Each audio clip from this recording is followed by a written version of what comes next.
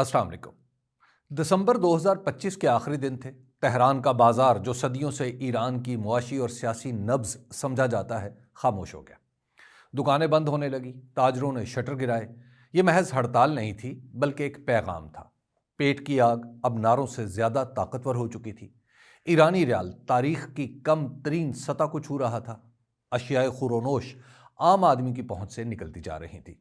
तनख्वाहें वहीं की वहीं थी, मगर कीमतें रोज नई बुलंदी पर पहुंच रही थीं। ये एक दिन, एक हफ्ते या एक महीने की कहानी नहीं, बल्कि ये वो लम्हा था जहां बरसों का दबाव, खौफ, खामोशी और बर्दाश्त यकजा होकर सड़कों पर आ निकले। आम लोगों की चलाई हुई ये तहरीक कैसे कुचली गई, इसकी दिल खराश दास्तान अब टुकड़ों टुकड़ों में दुनिया तक पहुंच रही है। बिलखुसूस मगरबी मीडिया को वसूल होने वाली वीडियोस की तस्दीक और तज्जिए के बाद अब किसी हद तक अंदाजा हो रहा है कि एहतजाज खत्म करने के लिए क्या रास्ता इख्तियार किया गया था। इब्तदा में यह एहतजाज बिखरा हुआ था, कहीं 10 लोग, कहीं 50, कहीं 100। रियासत ने शायद यह समझा कि यह भी पहले जैसा एक दौर है जो गुजर जाएगा, मगर जनवरी शुरू होते ही ये बिखरी हुई चिंगारियां एक साथ भड़क उठीं। तेहरान, करज, इस्फहान, मशहद, शिराज, अहवाज, सभी जगह लोग सड़कों पर निकल आए।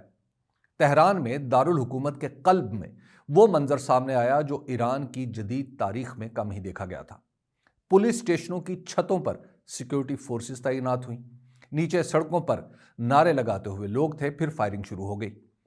ईरान में इंटरनेट खुलने के बाद वसूल होने वाली वीडियोस में साफ नजर आता है कि गोलियां जमीन पर नहीं, बल्कि निशाना बांधकर इंसानों पर चल रही हैं। एक तस्दीक शुदा वीडियो में ईरान के शहर करज में एक जुलूस आगे बढ़ रहा था। अचानक फायरिंग हुई, एक शख्स के सर में गोली लगी, वो वहीं गिर गया। इस्फहान में नौजवानों ने एक तंग गली में पनाह ली। गली के दोनों सिरों से गोलियां चलना शुरू हो गईं और निशाना गली के अंदर मौजूद लोग थे। यह सिर्फ एहतजाज नहीं था जो हुकूमत को खौफजदा कर रहा था। इसी दौरान अमेरिका के सदर डोनाल्ड ट्रंप खुलकर मुजाहिरीन की हमायत कर रहे थे, बयानात दे रहे थे, धमकियां दी जा रही थीं। रियासत के लिए यह अंदरूनी बगावत और बैरूनी दबाव का मिला जुला मंजर था। कई मकामात पर पुरअमन मुजाहिरों के साथ साथ हंगामे भी फूट पड़े।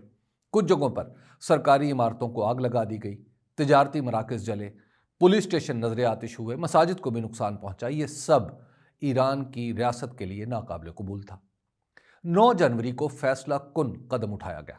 ईरान के सुप्रीम लीडर आयतुल्लाह अली खामनाई ने सुप्रीम नेशनल सिक्योरिटी काउंसिल को हदायत जारी की। ये हदायत नरम नहीं थी। 2 ईरानी हुक्काम के मुताबिक हुक्म वाज़ेह था कि एहतजाज को हर कीमत पर ख़त्म किया जाए। सिक्योरिटी फोर्सेस को बताया गया कि इस तहरीक को रोकने के लिए बेशक खुलकर फायर किए जाएं, कोई रहम ना दिखाया जाए। यही वो लम्हा था जहां मामला एहतजाज से निकलकर कत्लेआम की तरफ बढ़ा। रियासत ने फौरन इंटरनेट बंद कर दिया, मोबाइल फ़ोन सर्विस मुअत्तल कर दी गई।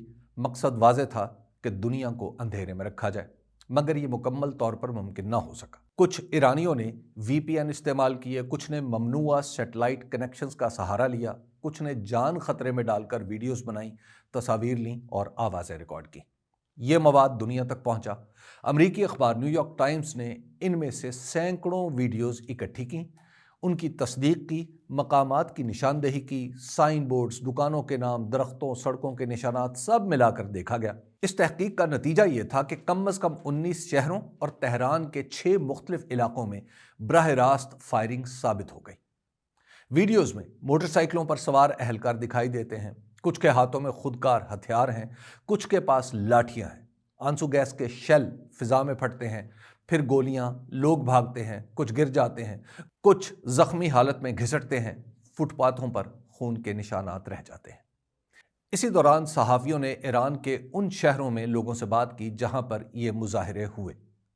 वहां के डॉक्टर, नर्सें, मकतूलीन के रिश्तेदार, सब ने एक ही बात कही कि हमारा नाम ना दिया जाए, हमें डर लगता है। 12 जनवरी तक सड़कों पर शोर कम हो गया, एहतजाज बड़ी हद तक दब चुका था, मगर यह खामोशी अमन की नहीं थी, ये खौफ की खामोशी थी।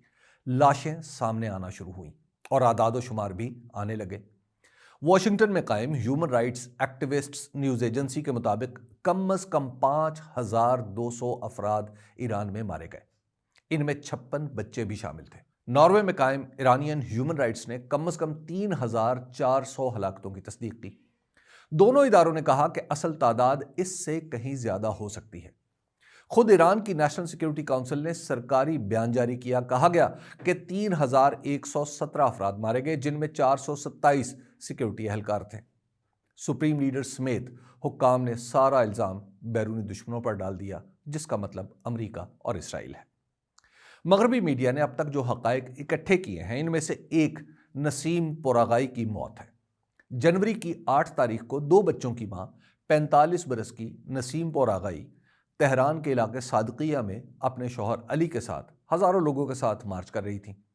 انہوں نے اپنی ماں کو فون کیا، کہا کہ ماحول بڑا پرجوش ہے، مجمع بہت بڑا ہے۔ کچھ ہی دیر میں ایک گولی ان کی گردن میں لگی، وہ زمین پر گریں، منہ سے خون بہنے لگا۔ شوہر چیختا رہا، مدد مانگتا رہا، کوئی نہیں آیا۔ 1.5 گھنٹے پیدل چل کر گاڑی تک پہنچے، ہسپتال آئے، ڈاکٹروں نے کہا کہ یہ خاتون مر چکی ہیں۔ جنوری کے دوسرے ہفتے تک ایران کے ہسپتال جنگ کے دوران قائم کیے گئے ہسپتالوں کا منظر پیش کر رہے تھے۔ ایران میں عام طور پر گولی لگنے کے واقعات بہت کم ہیں، کیونکہ شہریوں کے پاس اسلحہ ہی نہیں ہوتا اور اسلحہ رکھنے کی اجازت بھی نہیں ہے۔ مگر اب ایک ہسپتال میں ایسے زخمی آ رہے تھے جیسے کسی محاذ سے لائے جا رہے ہوں۔ تہران، مشہد، اصفہان، زنجان، ہر شہر میں ایک ہی منظر تھا۔ ایمرجنسی وارڈز بھر چکے تھے، زخمی بینچوں پر لیٹے تھے، کرسیوں پر بیٹھے تھے، فرش پر پڑے تھے۔ سفید یونیفارم خون سے سرخ ہو چکے تھے۔ ڈاکٹروں اور نرسوں کے ہاتھ کانپ رہے تھے، مگر وہ کام کرنے پر مجبور تھے۔ ایک نرس نے بتایا کہ تہران کے نیکان ہسپتال میں ایسا لگ رہا تھا جیسے جنگ چھڑ گئی ہو۔ شمالی تہران کے ایک ہسپتال میں کام کرنے والے ڈاکٹر نے بتایا کہ جنوری کی 9 اور 10 تاریخ کو ہر گھنٹے اوسطاً 70 مظاہرین گولیوں کے زخموں کے ساتھ لائے گئے۔ بہت سے مریض ہسپتال پہنچنے سے پہلے ہی مر چکے تھے، کچھ تھوڑی دیر بعد دم توڑ گئے۔ مشہد کے ایک ڈاکٹر نے آڈیو پیغام میں اس صورتحال کو خوفناک کہا۔ اس نے بتایا کہ زخمیوں کی تعداد تو الگ تھی، مگر اس سے بھی زیادہ خوفناک بات یہ تھی کہ سیکیورٹی فورسز ہسپتالوں میں آ کر مریضوں تک رسائی مانگ رہی تھیں تاکہ انہیں گرفتار کیا جا سکے۔ اس خوف کے باعث چند ڈاکٹروں نے شہر کے باہر ایک مکان میں عارضی طبی مرکز قائم کیا، جہاں وہ ان زخمیوں کا علاج کر رہے تھے جو ہسپتال جانے سے ڈرتے تھے۔ تہران کے ستار خان علاقے کے ایک ہسپتال کے ذرائع نے مغربی میڈیا کے مطابق اسے بتایا کہ صرف ایک رات میں 300 زخمی لائے گئے۔ سنجان کے ایک یونیورسٹی ہسپتال کے ڈاکٹر نے لکھا کہ زیادہ تر زخمیوں کو سینے، گردن اور سر میں گولیاں لگی تھیں۔ اس ہسپتال میں 200 کے قریب افراد کی ہلاکت ریکارڈ کی گئی۔ آنکھوں کے ہسپتال جو عام طور پر خاموش اور مخصوص مریضوں کے لیے ہوتے ہیں، وہاں قیامت برپا تھی۔ تہران کے فارابی آئی ہاسپٹل میں ایک ہی دن میں بندوق سے فائر کیے گئے چھروں سے 500 آنکھوں کے زخمی لائے گئے۔ اس کے بعد کے 2 دنوں میں گولیوں سے زخمی آنکھوں کے سینکڑوں کیسز آئے۔ ایک سرجن نے بتایا کہ وہ مسلسل 3 راتیں آپریشن تھیٹر میں رہا۔ اسے ایک 13 سالہ بچے کی دونوں آنکھیں نکالنا پڑیں۔ ڈاکٹر نے کہا کہ میں اس لمحے مر جانا چاہتا تھا۔ اصفہان کے ایک ڈاکٹر نے لکھا کہ انہوں نے ایسے نوجوان دیکھے جن کے سروں میں گولیاں ماری گئی تھی۔ ایک ماں جسے گردن میں گولی لگی، اس کی گاڑی میں اس کے 2 چھوٹے بچے رو رہے تھے اور ان میں سے ایک بچہ ایسا تھا جس کے پیٹ میں گولی لگی تھی۔ ہسپتالوں کے اندرونی مناظر اتنے خوفناک تھے کہ مغربی میڈیا نے بہت سی تصاویر دکھانے سے انکار کر دیا، مگر کچھ تصاویر سوشل میڈیا پر آئیں جن میں خون میں لت پت لاشیں، کٹے ہوئے اعضاء اور سر میں گولیوں کے زخم صاف نظر آ رہے تھے۔ ایک ایرانی نژاد امریکی ڈاکٹر کیوان میر ہادی جو امریکہ میں مقیم ہے، مسلسل ایران کے ہسپتالوں سے رابطے میں تھے۔ انہوں نے درجنوں تصاویر اور ویڈیوز مغربی میڈیا کو فراہم کی۔ ان کے مطابق ابتدائی مظاہروں میں رپورٹس میں تشدد، فریکچر اور آنسو گیس تھی، پھر اچانک سر کی ہڈیاں ٹوٹنے لگیں اور گولیوں کے زخم آنے لگے۔ اس ڈاکٹر کو کچھ تصاویر زخمیوں نے خود بھیجیں۔ کوئی اپنے بھائی کی ٹانگ میں لگی گولی کے بارے میں پوچھ رہا تھا، کوئی اپنی آنکھ کی تصویر بھیج رہا تھا جس کے اوپر شگاف سے خون بہہ رہا تھا۔ بین الاقوامی فرانزک ماہرین نے ان تصاویر کا جائزہ لیا اور بتایا کہ یہ زخم قریب سے چلائی گئی بیلٹ یا برڈ شاٹ سے لگے ہیں۔ تہران کا مرکزی مردہ خانہ لاشوں سے بھر چکا تھا۔ سیاہ پلاسٹک کے تھیلے ہر جگہ تھے، لاشیں فرش پر رکھی جا رہی تھیں، پارکنگ اور صحن میں قطاریں بن گئی۔ ریاستی ٹیلی ویژن پر ایک سرکاری اہلکار نے مانا کہ مردہ خانے کی گنجائش جواب دے گئی ہے۔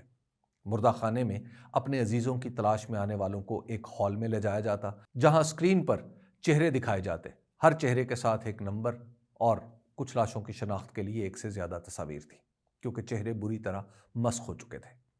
न्यूयॉर्क टाइम्स ने ऐसी वीडियोस की तस्दीक की जिनमें सैकड़ों लाशें एक मुर्दा खाने में रखी नजर आती हैं। बाहर लोग स्याह थैले खोल कर अपने प्यारों को तलाश कर रहे थे। अंदर एक बड़े हॉल में औरतें बैन कर रही थीं।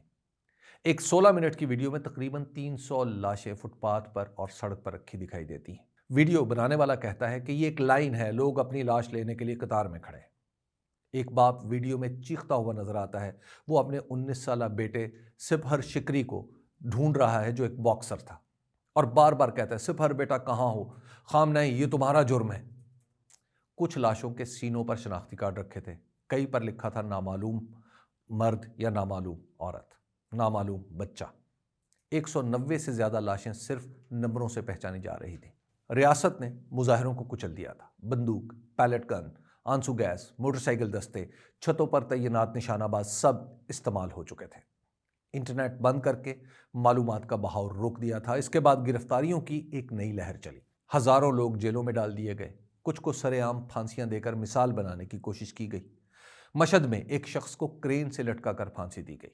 पैगाम वाज़ेह था कि रियासत पीछे नहीं हटेगी। ईरान में हालिया एहतजाजी तहरीक की खास बात यह थी कि इसकी कोई बाज़ाब्ता क़यादत भी नहीं थी।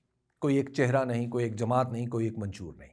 ये खुद रियासत के लिए सबसे ज़्यादा परेशान कुन पहलू था। माजी में निज़ाम को इल्म होता था कि किसको गिरफ्तार करना है, किसको नज़रबंद करना है, किसको जलावतन करना है। यहाँ ऐसा कुछ नहीं था। बैरून मुल्क मौजूद कुछ अफराद ने क़यादत का दावा करने की कोशिश की, मगर किसी ने उसे तस्लीम नहीं किया। निस्फ सदी पहले माजूल किए गए शाह के बेटे ने खुद को मुतबादिल के तौर पर पेश किया, मगर ईरान के अंदर उनकी अपील महदूद रही। शाही ख़ानदान की तल्ख़ यादें, इसराइल से क़ुर्बत और मगरबी हमायत, ये सब चीज़ें अवामी एतमाद हासिल करने में रुकावट बन गई। एहतजाजी तहरीक अब बज़ाहिर ख़त्म हो चुकी है, लेकिन इसका ये मतलब नहीं कि ईरानी हुकूमत के मसाइल भी हल हो चुके हैं। एहतजाज करने वालों की अमवात पर अब यूरोप में भी ईरान पर पाबंदियां लगाने की बात हो रही है। इसके अलावा ईरान पर बढ़ता हुआ अमरीकी फ़ौजी दबाव एहतजाज की किसी नई तहरीक का बाइस भी बन सकता है। शुक्रिया।